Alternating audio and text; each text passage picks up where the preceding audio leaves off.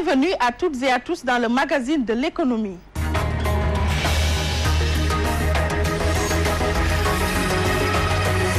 Selon un rapport de la Commission de l'économie générale de l'Assemblée nationale, les industries chimiques du Sénégal, les ICS et la SUNEOR sont au bord du dépôt de bilan, une situation qui ne présage pas des lendemains meilleurs pour l'économie sénégalaise.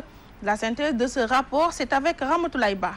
Évoquant la situation préoccupante du secteur industriel, les commissaires de la Commission de l'économie générale de l'Assemblée nationale estiment que de grandes entreprises comme les industries chimiques du Sénégal et la SUNEOR sont proches du dépôt de bilan, avec à la clé une importante perte d'emploi et un endettement très lourd. Ils ont en outre relevé les difficultés des secteurs du tourisme et de l'hôtellerie. Pour sa part, le ministre de l'économie et des finances a réitéré l'engagement de l'État à discuter avec tout repreneur et ce dans le respect de la nature juridique de l'entreprise.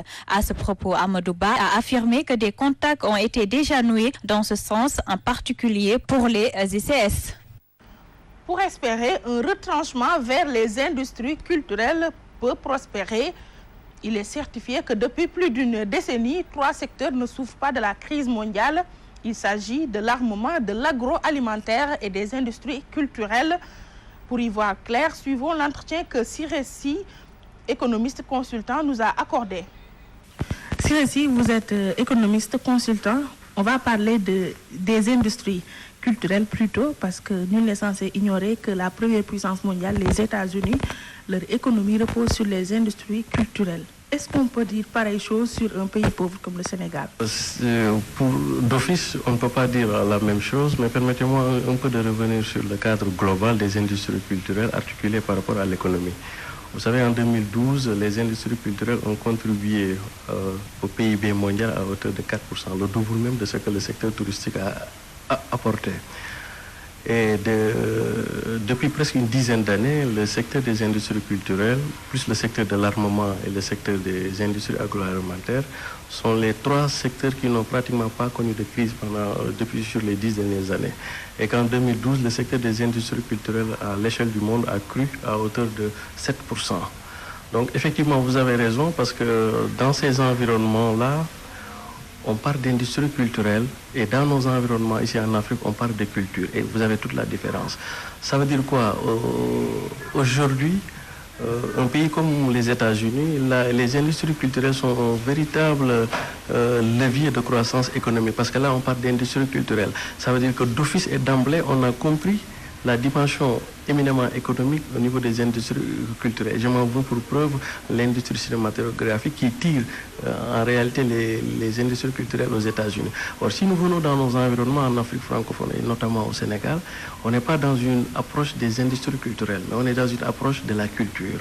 Ça veut dire que cette culture dont la monnaie, l'aspect financier, l'aspect business a été exclu.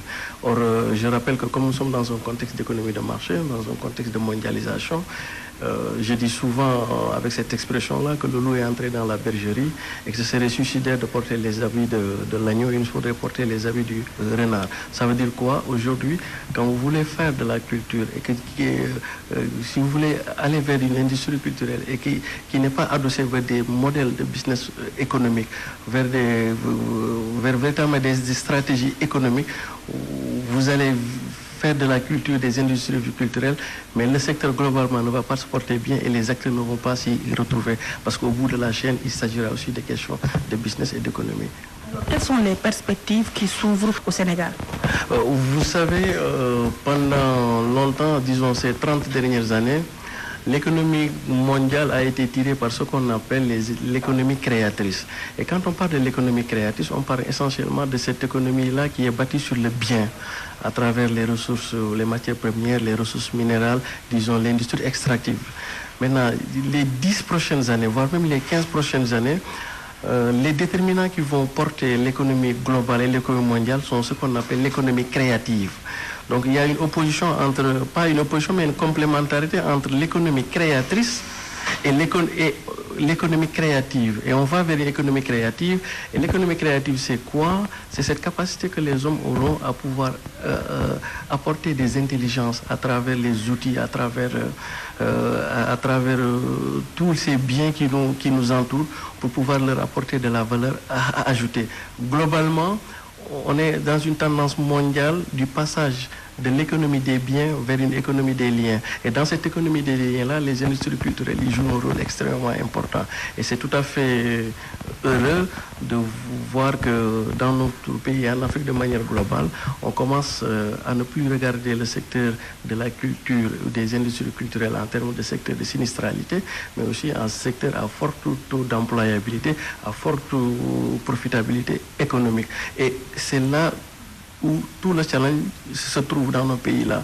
Parce que quand nous aurions la perspective que la culture et les acteurs culturels, c'est pour amuser la galerie, c'est vraiment le secteur, quand on aura réglé les choses essentielles, c'est le secteur qui vient après. Là, on n'aura pas d'industrie culturelle, on aura faussé le rapport. Mais quand on comprendra que les industries culturelles et que la culture de manière globale est un secteur éminemment économique, à haute profitabilité économique, qui n'a rien à envier le secteur alimentaire, le secteur agricole, le secteur financier, etc. C'est en ce moment-là qu'on passera de la conception de culture vers une conception des industries culturelles.